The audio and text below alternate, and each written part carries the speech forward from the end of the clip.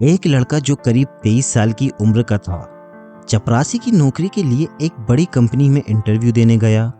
उस कंपनी के मालिक ने उससे कहा कि अगर तुमने ये फर्श अच्छे से साफ किया तो तुम्हारी नौकरी पक्की। बस फिर क्या था, उस आदमी ने फर्श को एकदम से चमका दिया, जिसे देखकर मालिक ने कहा, तुम्हारी नौकरी पक्की, तुम कल से काम पे आ जाना। बॉस ने उस आदमी को बुलाया और कहा कि अपनी एक फोटो, आईडी प्रूफ और ईमेल आईडी बतानी होगी।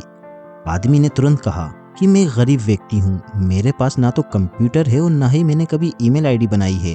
बॉस ने तुरंत कहा, अरे हमारी बहुत बड़ी कंपनी है, हमें हर काम करने वाले व्यक्ति की ईमेल आईडी चाहिए होती है, ये ज़रूरी है।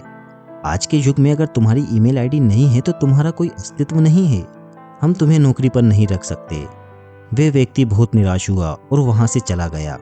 अब उसकी जेब में मात्र 500 रुपये थे। उसने फैसला किया कि वे सब्जी बेचकर थोड़े पैसे कमा लेगा।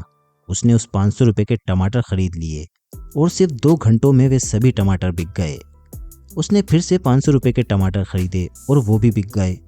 इस तरह दिन में उसने 3 बार 500 रुपये के टमाटर खरीदे और सारे टमाटर बिक गए। दिन के अंत में उसने काफ़ी मुनाफा कमाया। घर आकर उस व्यक्ति ने सोचा कि अगर मैं इसी तरह सब्जी बेचता रहूं तो काफ़ी मुनाफा कमा लूँगा।